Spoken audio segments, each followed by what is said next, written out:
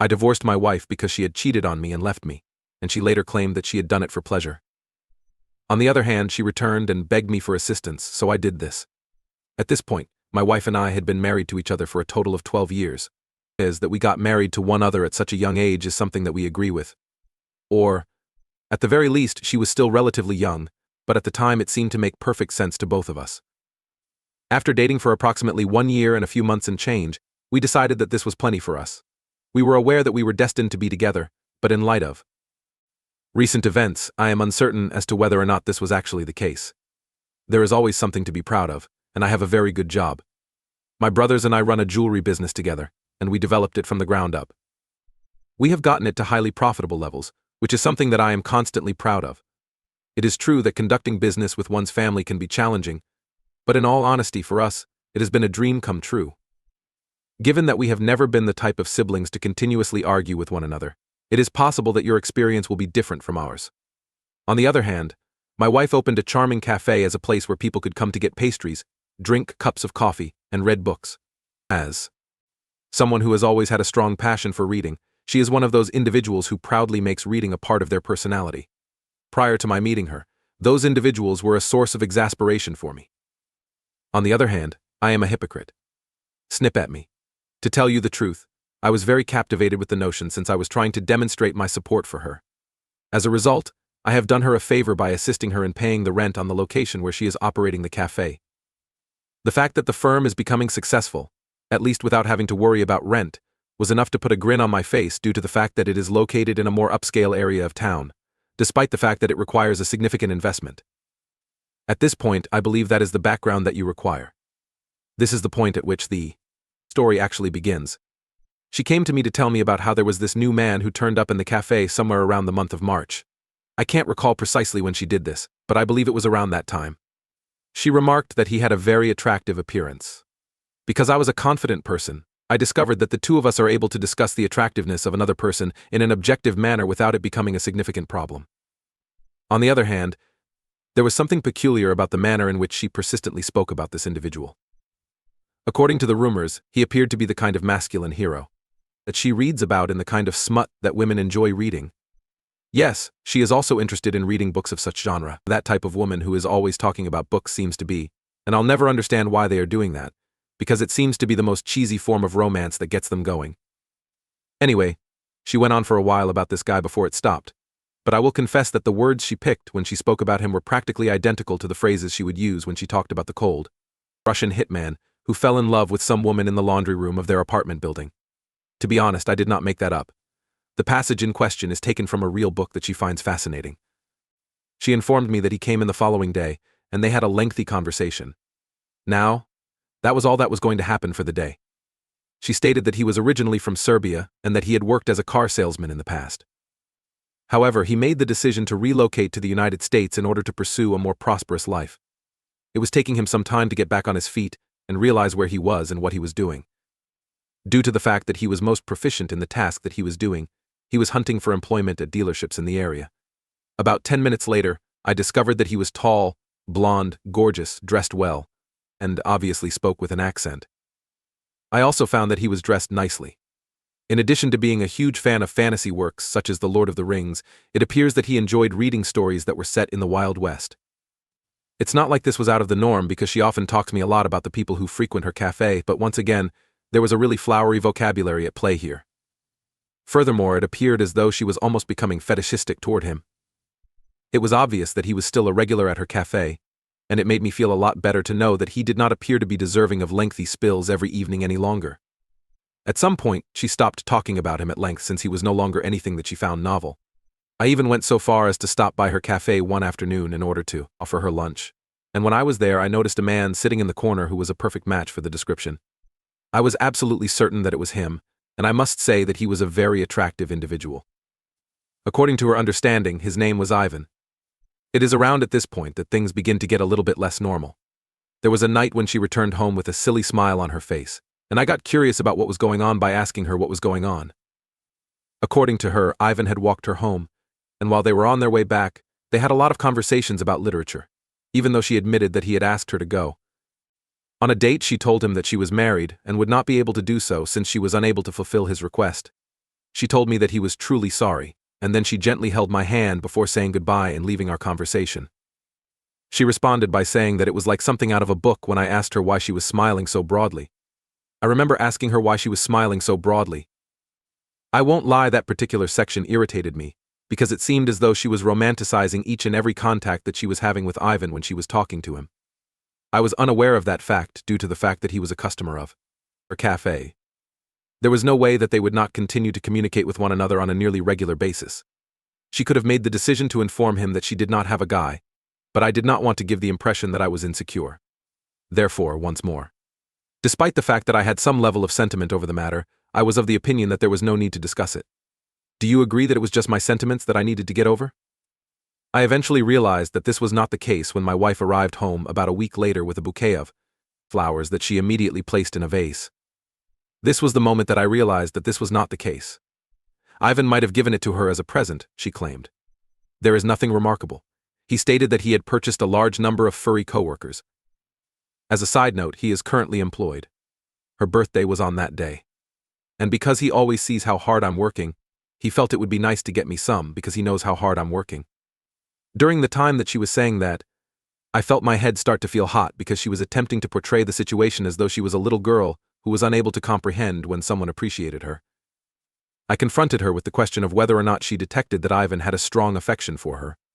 In spite of the fact that she regarded the flowers to be nothing more than a nice gesture, she stated that it was evident, particularly after he had asked her out.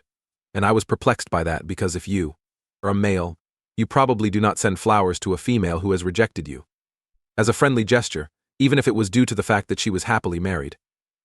It was possible that he was still attempting to get into her trousers, or perhaps he was in the process of trying to get into her pants and leave all of the other lovey-dovey things out of it. The advances that he was making were going swimmingly for him at that point in time. It was obvious to me that he was not going to quit any time soon. It turned out that I was correct, because my wife returned home 2 days later, which was a little bit later than usual. She did not inform me that she was going to be late, and I believe it was almost 2 hours later when she finally did notify me. As a result of the fact that this was not the first time in the history of the world that she would be home late, it gave her 2 calls, both of which were ignored before she made the decision to give it some time. On the other hand, she arrived at my house before I could make a third attempt to phone her, and she was clearly effervescent and moved. My evening was so amazing that you won't believe it. This was the first thing that came out of her mouth before she proceeded to engage in a lengthy spiel on how she had demonstrated to Ivan the location of the museum. And after that, they want to have a slice of American pizza, because he had never tried it before and had only ever seen it in movies. Then they went for a stroll, talked, and ate pizza, along with a number of other things that I didn't really care about, but I let her to finish what she was eating. I then asked her, "Are you attracted to Ivan?" after she had finished what she was doing. She appeared quite astonished and upset, and she stated that the only person she was attracted to in that way was me. Of course, what she meant was that she was not attracted to anyone else. That she was merely attempting to extend a warm welcome to a person who was in a foreign nation and did not have any friends or close people nearby to show him around and answer any issues he could have encountered. All of this just didn't really convince me to believe it. Consequently, I was straightforward with her and informed her that she needed to cease her relationship with Ivan. Indeed, that resulted in a significant altercation. It should not come as a surprise that she talked about how it was being insecure, how there was nothing fair, how it should stop feeling intimidated, and a bunch of other stuff. Despite the fact that I was irritated, I was able to retain my cool and prevent my rage from exploding from inside. I, on the other hand, did not back down and told her that she should stop engaging in any extracurricular activities with Ivan. Due to the fact that he was a patron of her cafe, it was appropriate for him to visit. Things, however, were not supposed to get any farther than that point. I advised her to try to put herself in my position and think about what she would do if a Serbian girl came to buy a bracelet and decided to take her out for activities like walking around town and everything else. It is her assertion that I would comprehend, but I believe that we are all aware that this is a falsehood, isn't it? The long and short of it is that I slept on the couch. Aside from the fact that no one is surprised by that, the positive aspect is that I have ceased hearing about Ivan and all of his drama, which was sufficient for my mental health. To reiterate, I was aware that she would be interacting with him at her cafe nevertheless.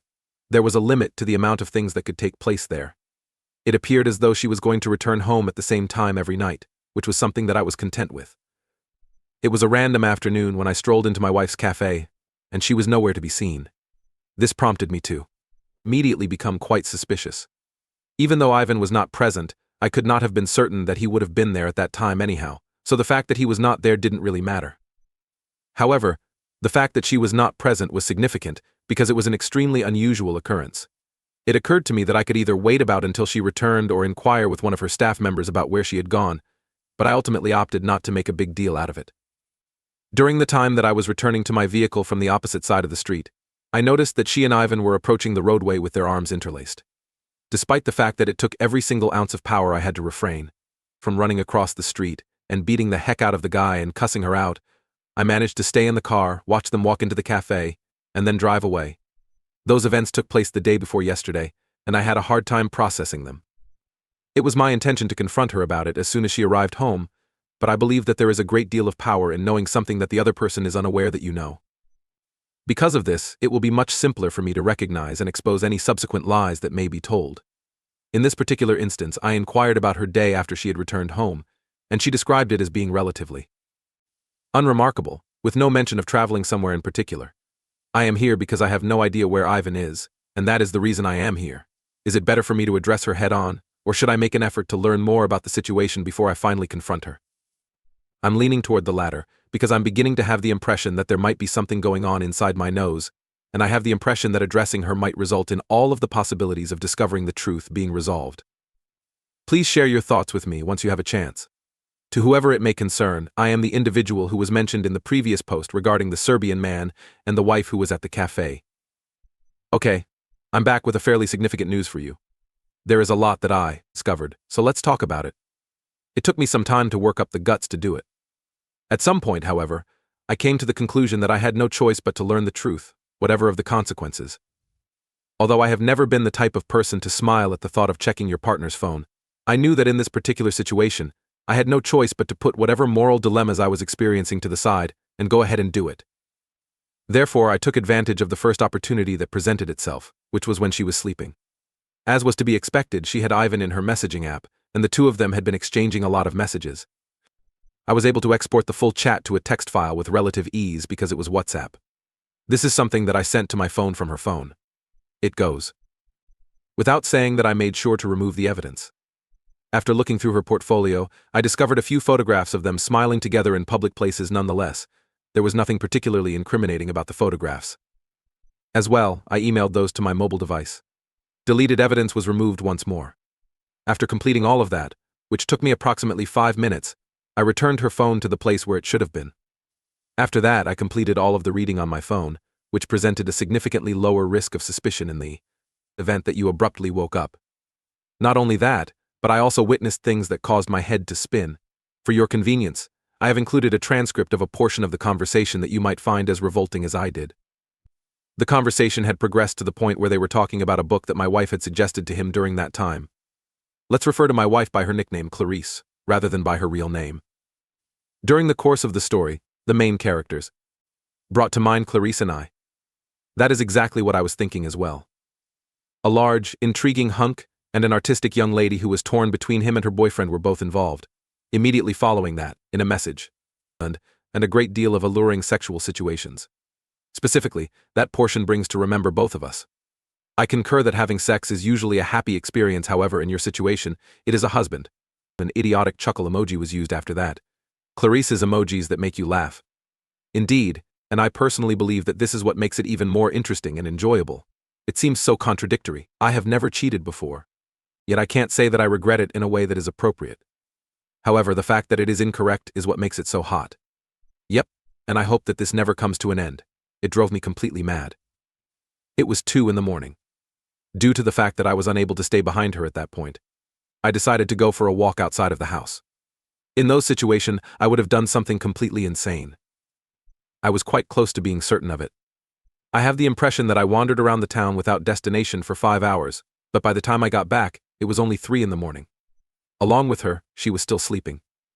Do you know what it is like to discover that you are being cheated on, and then to discover that your wife is making fun of you by genuinely taking pleasure in doing everything behind your back? For all intents and purposes, she was, and it was the aspect that pushed me over the brink. However, it was not as if dishonesty was going to be pardoned anyway. When I returned, she was still sleeping when I found her. Because of this, I grabbed her phone, skipped ahead to the point in the conversation that she was having with Ivan, and then I recorded it on her phone. It is imperative that I make it quite clear that there is no medical intervention taking place here. The fact that I had to be a victim in all of this was completely reprehensible, despite the fact that it was obvious that Clarice felt as though she was living out one of her silly books. I have no notion that she is aware of this fact. A divorce is currently in the works. There is really no other way that this could possibly go. Also, I need to watch her fall to the ground. Along with Ivan, I need to see him go down. I am not sure how I will accomplish this, but I require both of them to be in pain, and I require them to be in a profoundly painful state. Recent developments too. The task has been completed, and it was brilliant. This is the conclusion to the story of Ivan, a Serbian guy, and Clarice, his wife, who is not just a book lover but also a malicious con artist. They were completely unaware that they ought to have been a great deal more concerned about me than they actually were in this whole situation. Permit me to skip over the sections of the story that are not interesting. One day, Clarice went to work, and I parked an Uber across the street from where she was going to work. I was present when the process server entered the cafe and presented her with the divorce papers in a manner that was quite public, because I was there. We exited the vehicle after that, which was a very satisfying experience. I went to work, had a wonderful day, and by the time the day was over, Clarice had not left a single message or missed a single call, which was something that I found to be quite satisfying. She was aware that she had been taken advantage of, and she understood that pleading with her would not accomplish anything. In any case, it is how I perceived it. The following evening, she returned, her eyes welling up with tears. It did not come out of her nose in a torrent. In all honesty, she appeared to be a complete and utter mess. When I saw her in that state, I couldn't help but feel a tinge of melancholy, and I blamed it on the shards of love that were still present. But it didn't persist for very long. She kept inquiring about what errors she had made. Was Ivan the one? She was unaware of the extent of my knowledge, I realized.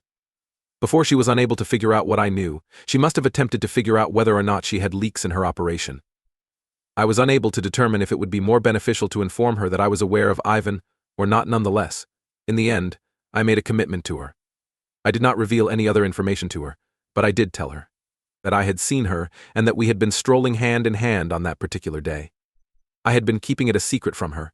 Suddenly she gained confidence and began imploring me while simultaneously calling me stupid. This occurred at that same moment. As far as she was concerned, there was no valid justification to divorce her because of that. Had made a mistake by continuing to visit him. On the other hand, there was no activity taking place between them, and I was feeling insecure about it. I had a jealous disposition.